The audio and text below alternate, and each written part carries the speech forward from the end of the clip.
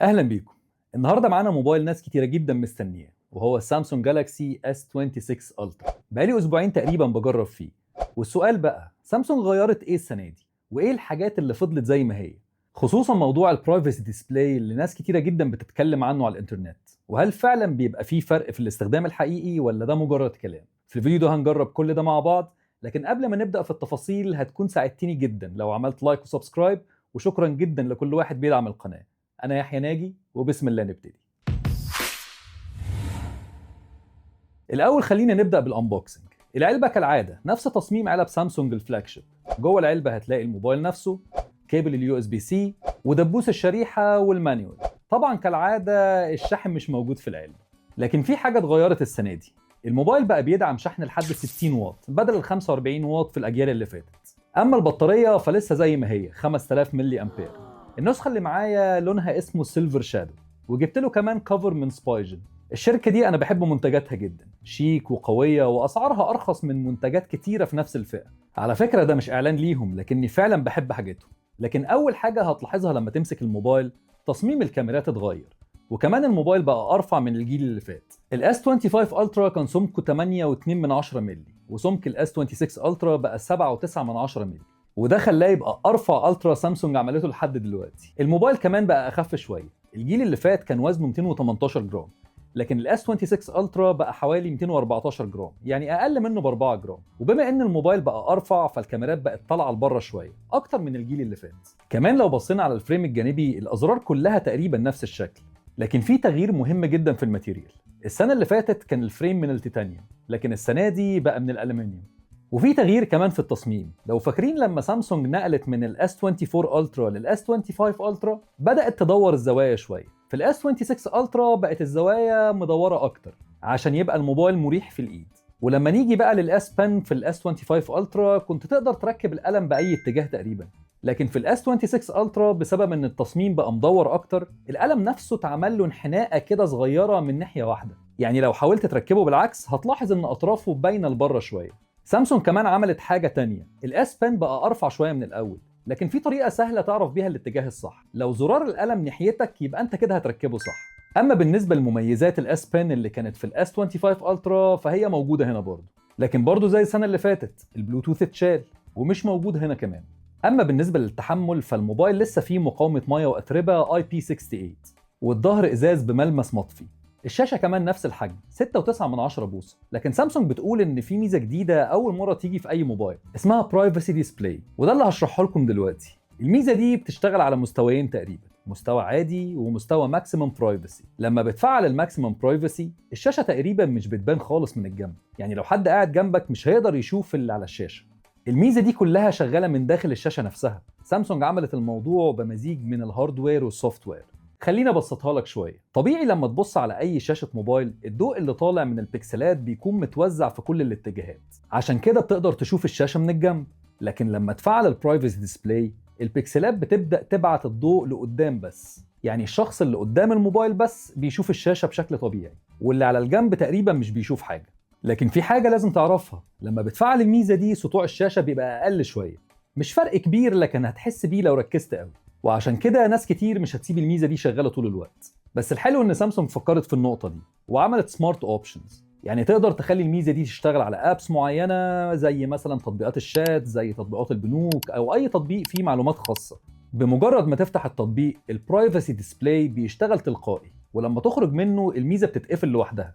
وفي كمان فكره تانية ذكيه، لو بيظهر على الشاشه بين كود او باترن او OTP الميزه ممكن تشتغل على الجزء ده بس من الشاشه، يعني المنطقه اللي فيها الباسورد بتبقى مستخبيه من الجنب لكن باقي الشاشه بتبقى ظاهره عادي. وكمان تقدر تشغل الميزه دي بسرعه، مش لازم تدخل على الاعدادات وتفعلها. تقدر كمان تخليها دلوقتي تشتغل عن طريق ضغطتين على زرار الباور، ضغطتين تشتغل وضغطتين تقفل تاني، يعني لو فجأة حسيت ان حد بيبص على الشاشة تقدر تشغلها في ثانية. طب هل في تغيير بقى في جودة الشاشة نفسها؟ بص يا سيدي، لو شغلنا فيديو على الموبايلين في حاجة صغيرة هتلاحظها. لو ميلت الاس 26 الترا بزاوية كبيرة هتلاحظ ظهور تون ازرق خفيف، خصوصا في الفيديوهات اللي فيها ازرق كتير. لكن غير كده الالوان ممتازة، التفاصيل حادة، وتجربة المشاهدة والفيديوهات ممتازة جدا بصراحة. الاس 25 الترا اصلا كان ممتاز، والاس 26 الترا برضه ممتاز جدا. كمان سامسونج بدأت تستخدم البرو سكيلر، الميزة دي بتخلي الفيديو يبان أوضح وأحد شوية، خصوصاً على شاشة ال QHD+. أما مواصفات الشاشة نفسها فهي 6.9 بوصة QHD+، Dynamic AMOLED، 2x LTPO، والريفريش ريت من 1 هرتز لحد 120 هرتز، وسطوع حوالي 2600 نتس، يعني شاشة ممتازة جداً في الإضاءة العالية. بصمة الشاشة كمان لسه التراسونيك فينجر برينت، نفس اللي كانت موجودة في الجيل اللي فات. خلينا بقى نتكلم عن الأداء. زي كل سنة سامسونج حاطة أحدث معالج من كوالكوم. الموبايل بيجي بمعالج سناب دراجون 8 إليت جن 5 فور جالاكسي مع LPDDR5X رام وUFS 4.0 ستورج، والبنش مارك سكور بيوصل لحوالي 3.8 مليون نقطة. أما السوفت وير فالموبايل بيجي بأندرويد 16 مع One UI 8.5. وطبعا سامسونج مكملة سياسة التحديثات الطويلة، يعني سنوات كتير من تحديثات النظام وتحديثات الأمان، وفي شوية تغييرات لطيفة قوي في الون يو اي 8.5. مثلا تقدر تضيف الفايندر سيرش مباشرة على الهوم سكرين، يعني بدل ما تفتح اب درور وتدور هناك تقدر تعمل سيرش فورا من الشاشة الرئيسية. وكمان أيقونة البحث في الاب درور بقت أصغر وأشيك، وفي نوتيفيكيشن بانل. سامسونج زودت خيارات تخصيص أكتر، يعني تقدر تغير الحجم وتغير الشكل وتعيد ترتيب العناصر بحرية أكبر. وكمان سامسونج ضافت ميزة حلوة في السكرين ريكوردينج، دلوقتي تقدر تعمل تسجيل جزء للشاشة، يعني بدل ما تسجل الشاشة كلها تقدر تسجل جزء معين بس من الشاشة. ولما جيت أجرب المكالمات لاحظت إن واجهة الاتصال نفسها اتغيرت شوية في التصميم. كمان في موضوع تعديل الصور بالاي اي، قبل كده كنت بتعدل صورة أو بتولد صورة بالذكاء الاصطناعي كنت لازم كل شوية تعمل edit next ولوب مش هيخلص. دلوقتي بقى في حاجة اسمها edit history، يعني تقدر تعمل edit وبعدين edit تاني وبعدين edit تالت، وكل التعديلات دي بتتحفظ في سجل التعديلات. وطبعا بما ان ده فلاج شيب من سامسونج فكل ميزات الجالاكسي اي اي موجودة هنا، لكن في شوية إضافات جديدة زي مثلا الفوتو أسيست. دلوقتي تقدر تعدل الصور عن طريق أوامر نصية، يعني تقول للذكاء الاصطناعي غير الخلفية أو عدل الإضاءة أو شيل عنصر من الصورة وهو يعملها لك تلقائي. وعندك الكرييتيف ستوديو، الميزة دي جديدة، تقدر تعمل فيها توليد صور بالذكاء الاصطناعي وتحول صورتك لصورة فنية أو كاريكاتير، وتعرف تعمل إنشاء لصور باستخدام التكست برومبت. طبعا ممكن تستخدم بعد كده الصور دي كبروفايل بيكتشر أو تشيرها على السوشيال ميديا. وفي ميزة حلوة جدا اسمها ناو نيوج، الميزة دي مفيدة جدا للناس اللي بتستخدم التقويم أو الريمايندرز كتير. مثلا لو أنت مسجل في التقويم إن عندك ماتش كورة مثلا الساعة 3 وفجأة حد بعت لك إنه عايز يعمل ميتنج في نفس الوقت، الموبايل هيعمل لك اقتراح ذكي، هيقول لك عندك ماتش في الوقت ده، تحب أغير لك ميعاد الميتنج؟ وعندك ميزة الكول اسيست، الميزة دي كانت موجودة قبل كده لكن اتحسنت أكتر. لو حد دلوقتي اتصل بيك تقدر تستخدم الكول سكريننج، الذكاء الاصطناعي هيرد بدالك وهيسأل اللي بيتصل أنت بتتصل ليه؟ الشخص بقى هيرد والموبايل يحول الرد لنص مكتوب قدامك، وبعدين انت هتقرر ترد او ترفض المكالمة. وعندك بعد كده الاوديو اريزر، الميزة دي مهمة جدا، لو في فيديو فيه دوشة او صوت مزعج الموبايل بيقدر يشيل الدوشة دي. حتى لو بتتفرج على فيديو على يوتيوب هيقدر يقلل صوت الخلفية لو عامل لك ازعاج.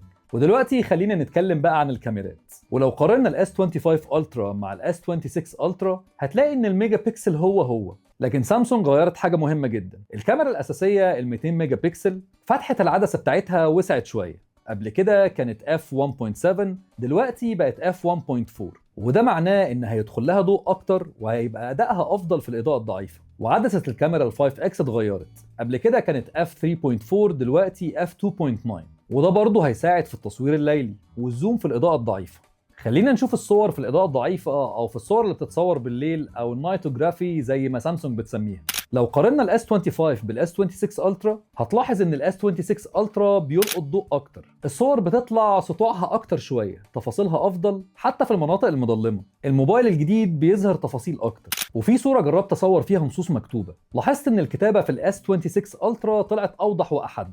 لكن لازم اكون صريح قوي معاك في النقطه دي، في الاضاءه القويه او الداي لايت مش شرط دايما ان الاس 26 الترا بيكسب، احيانا الاس 25 الترا بيطلع صور احسن، واحيانا الاثنين بيطلعوا بنفس الجوده، واحيانا ال 26 الترا بيكون احسن من ال 25 الترا. اما بالنسبه لتصوير الفيديو فالموبايل بيدعم ال 8K 30 فريم بير سكند، وكمان 4K 60 فريم بير سكند من كل العدسات، وتقدر كمان تسجل 4K 120 فريم بير سكند، وكمان ال 4K بورتريه فيديو.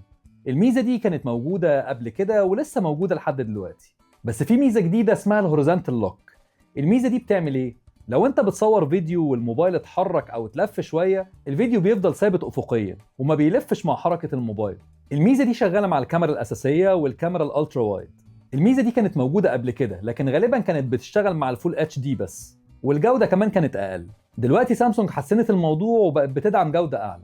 سامسونج كمان ضافت ميزة جديدة في الكاميرا اسمها الاي بي في كودك مود. الميزة دي بتخليك تصور الفيديو وبعد كده تضيف لوت أو كولر جريدنج بسهولة.